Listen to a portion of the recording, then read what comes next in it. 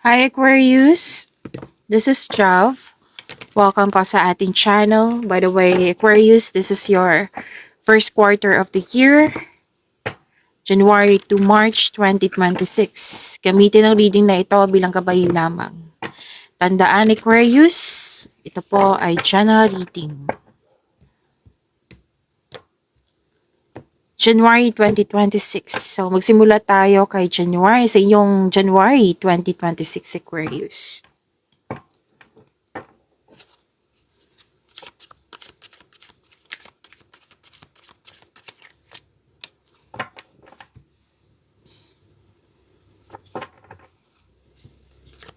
Energy ngayong January 2026 Aquarius.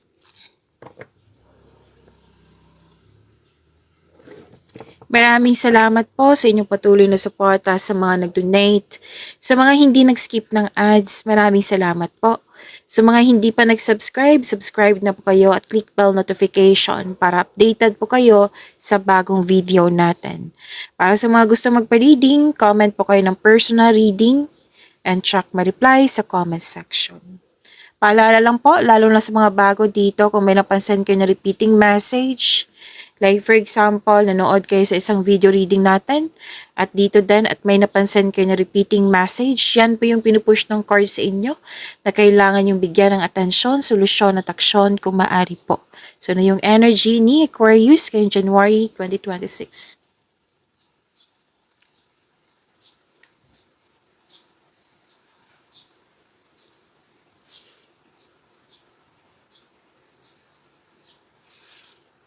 Kailangan ng pahinga. Kasi nakikita ko dito pagod ka. Pwedeng stress or pagod. Or pwede din na gusto mo yung magkaroon ng panahon para makapag-isip ka ng mabuti, magkapaghanda, or magpagaling. Sa unang nakita ko dito, Aquarius, pagod. Importante yung pahinga. Makapag-isip ka ng mabuti kung may pahinga. Sabi ng yung card dito, kailangan mag-relax, maging kalma, at magkaroon ng time for reflection. Tamang tulog, tamang meditation ay kailangan. So, alam naman natin, Aquarius, na ang pahinga po ay nakapagbigay ng, kung pagkakaroon ng pahinga, makapagbigay ito ng increased productivity and a healthier mental state. So, importante talaga yan. Kung pagod, kailangan ng pahinga. May nakita rin ako dito na structure, pwede nagpatayo ka ng negosyo or bahay. Stability din ang nakikita ko dito.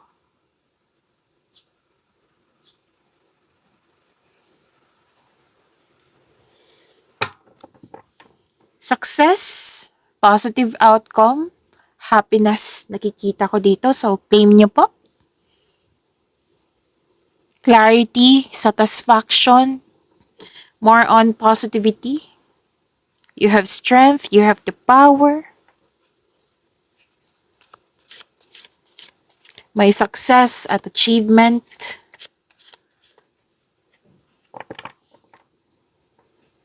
May recovery din ako nakikita dito. So, nagpahinga at nagkaroon ng recovery.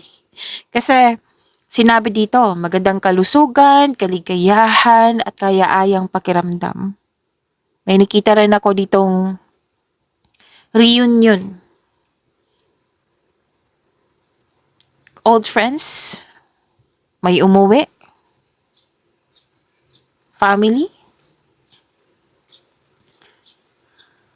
Ang ilan sa inyo nagbakasyon or magbakasyon sa bahay, staycation. Kasi you felt calm, relax, and security pag nasa bahay kayo. Tapos, masaya ka kasi nagkaroon ng time sa iyong inner child or sa literal na bata. Mga bata. Na nagbibigay ito ng happiness sa iyo. So, enjoy your success, Aquarius. Rather than exciting opportunities po ito, financial growth, nakikita ko lang dito.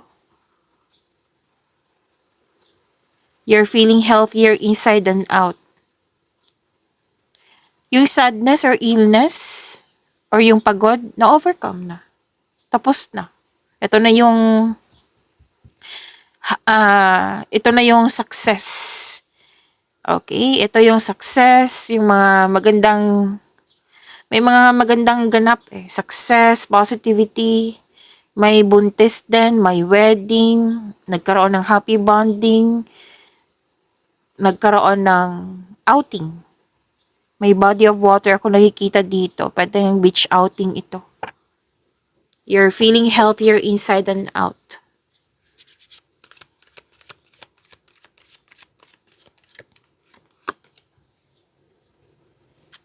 Career and money in Aquarius ngayong January 2026.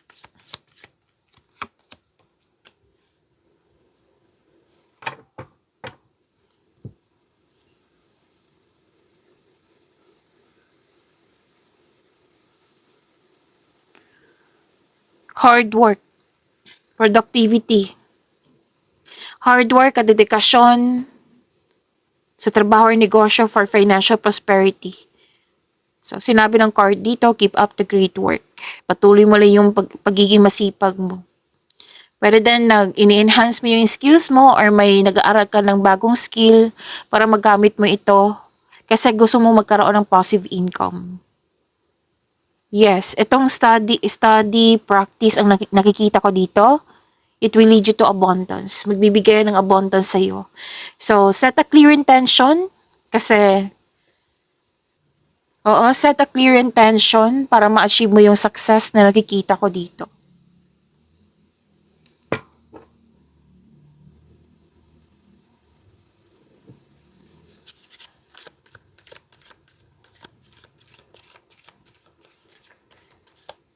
Job offer, opportunities. Excited ka, oh. May raming transaction. Yes, excited ka kasi alam mo yung gagawin mo. Sobrang busy. Tapos, ang nag-remind ng card nyo dito na i-prioritize mo yung task na may time management kasi mukhang may deadline or promises. Just make sure you can deliver on your promises po.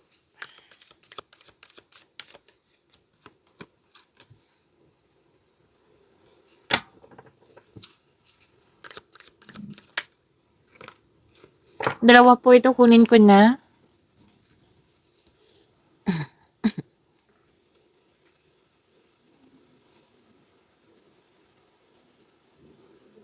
So, love life, self-love, partnership, and romance, Aquarius, nakikita ko dito, pwedeng may na-miss kang tao or loss of connection, naalala mo. Opo. Or pinaalala sa'yo, pwede. May nakita rin ako ditong may na-attract kang taong sobrang successful sa buhay, masayahin at ready na sa seryosong relasyon. At sa mga relasyon sa buhay mag-asawa, love and happiness overflow, sobrang satisfied nyo sa inyong relasyon. Kaya deserve nyo mag-relax at mag-enjoy.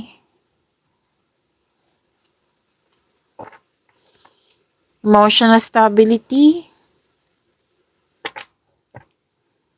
Okay, may humingi ng time dito. Pwedeng ikaw, pwedeng siya. So, iparamdam mo sa kanya na may malasakit ka at supportive ka sa inyong connection. Okay?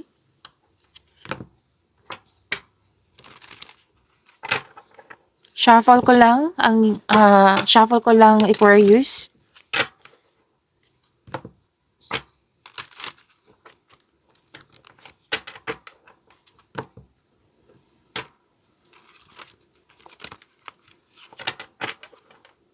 February 2026 para kay Aquarius po.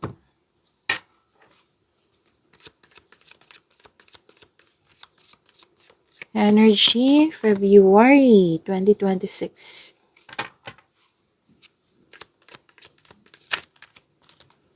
Okay.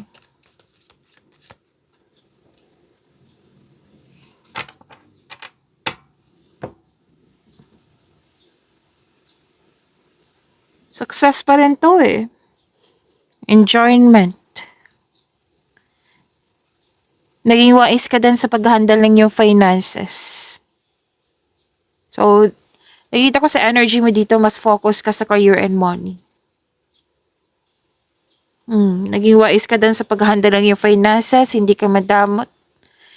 Generosity. Masaya ka makatulong sa kapwa mo. May bakasyon pa rin ako nakikita dito. Plano. Bakasyon. So, sinabi ng card dito, deserve mo ito dahil naging masipag ka sa araw-araw. May nakita rin ako promotion dito. Pag taas ng kita, sweldo, allowance, or na yung posisyon. Pag taas ng kita, magiging busy ka kasi maraming pwedeng orders, customer, transaction. So, may luck akong nakikita dito, Luck. Lahat ng tinanim mo nagbo-bloom. Self-love. Treat mo daw yung sarili mo. Sabi na yung card dito. Aquarius, treat mo yung sarili mo dahil deserve mo ito. Financial security is yours.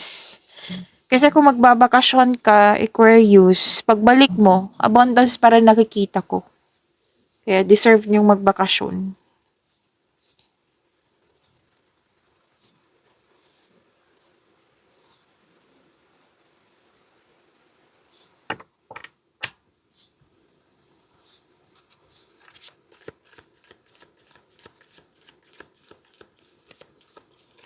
Wow, wealth, generosity pa rin.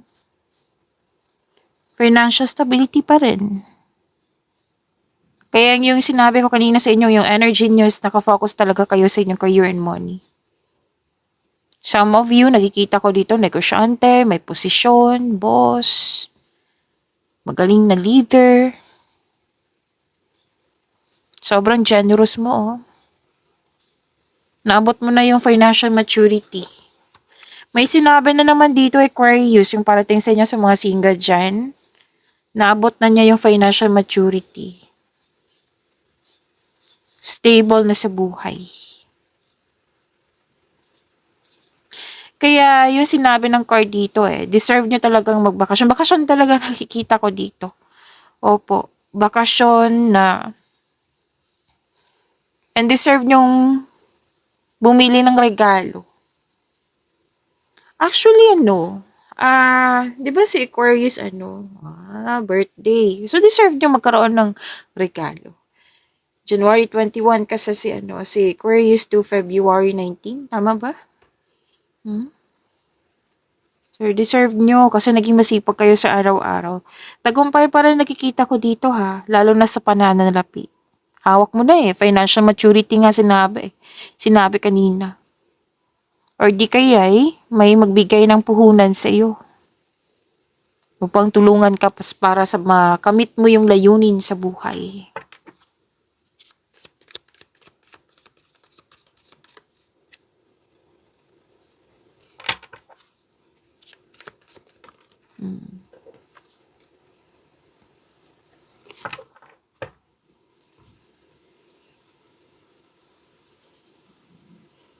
New beginning, bagong simula.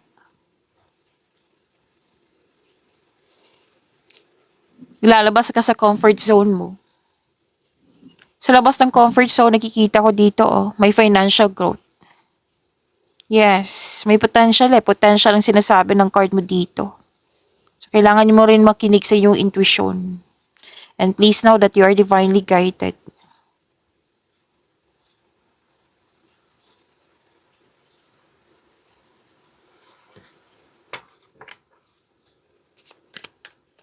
Sinasabi pa rin ng card mo dito, Aquarius, na generous ka talaga. Maraming nakadepend sa iyo. Abundant in life to Pakdi ka sa buhay, mahusay sa buhay, maparaan, mapasuporta. Support din ng Okay. Suporta ng iyong boss, mentor, or life coach. It will help move your career forward. Nakita ko na dito na nakikinig ka na sa iyong intuition. Gumagawa ka din ng wise choices. At may grupo ng tao dito na very supportive sa iyo. You have abundant in life. Claim nyo po. Aquarius.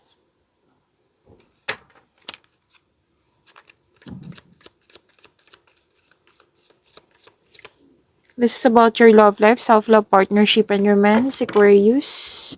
Ngayong February 2026.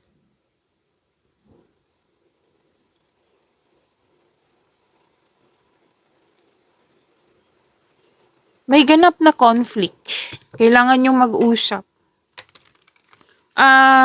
In-advise kasi ng card nyo dito, single ka man, marelasyon sa buhay mag-asawa. Kailangan kasi na makinig kayo sa isa't isa. Like, kung nagsasalita ka, makinig siya. Magsasalita siya, makinig ka. Kasi may nakita ko dito, habang nagsasalita ka, hindi siya nakikinig. Habang nagsasalita siya, hindi ka rin nakikinig. Pero din, sabay-sabay kayo nagsalita. Paano kayo magkakaintindihan yan? Okay, so sa kailangan give and take. Kumbaga.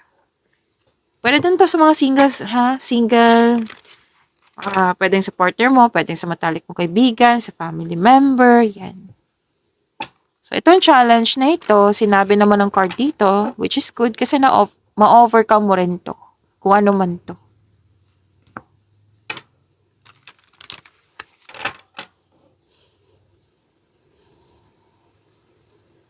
At may mahalagang desisyon.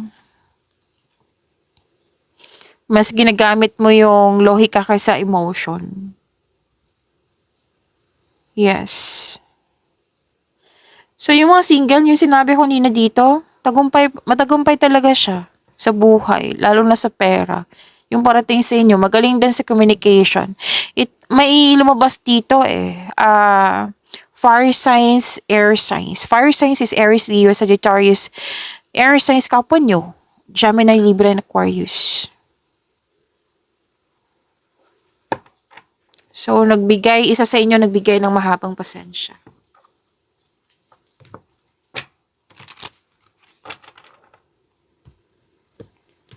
Ngayong March 2026 para kay Aquarius.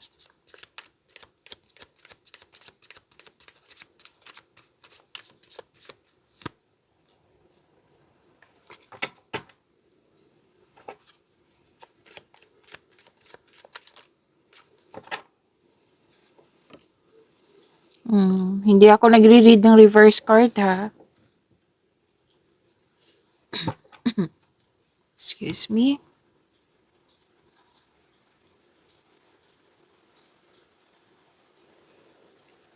So, March 2026 nyo, yung energy is maraming ginagawa. Maraming ginagawa kasi mas lumawak yung ambisyon mo sa buhay. Very passionate ka sa gusto mo. May gusto ka na gusto mo makuha. Kaya, effort yung nakikita ko dito. Binibigyan mo ng oras. Sinabi ng card na magaling ka sa mga ginagawa mo, magaling ka na leader. And another card na naman nagsabi dito na you are divinely guided. You know that you are guided and protected now and always. So, increase confidence na nakikita ko dito. Recognition.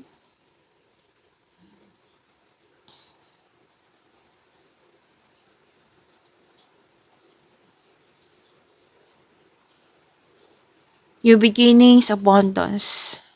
Wow, gift from the universe po.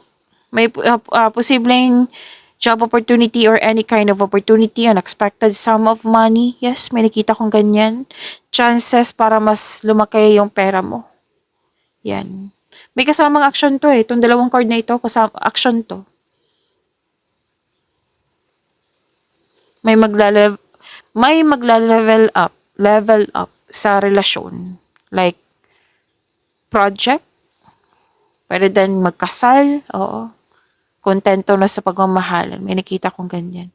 Job opportunity po, o promotion, financial growth, stability. Ang ilan sa inyo may offer na binigay sa inyo. Yes, that will offer more stability and abundance. Pwedeng change career ito.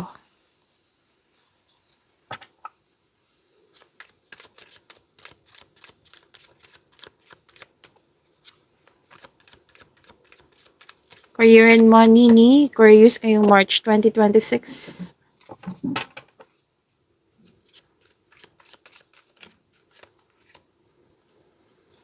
Okay, busy pa rin pero kailangan ng pahinga.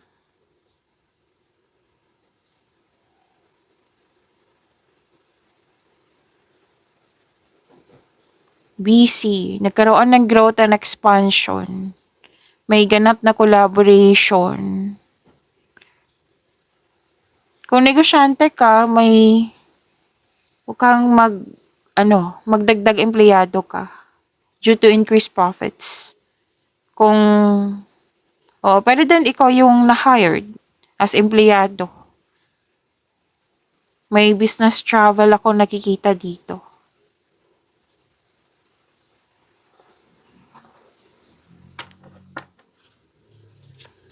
So, pagod. Kita ko dito pagod. Kailangan magpahinga. Kasi nga maraming ginagawa.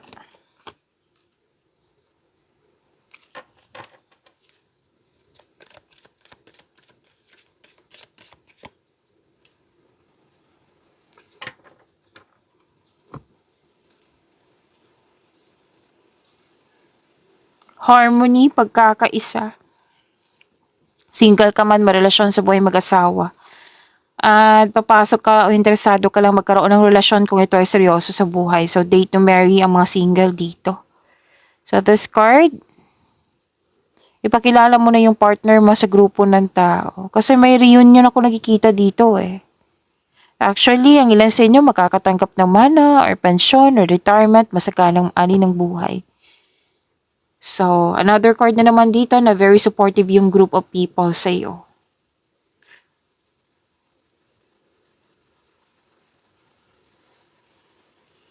May nakita ako dito Aquarius na may na-miss talaga kayong tao na hindi mo siya basta-basta makalimutan.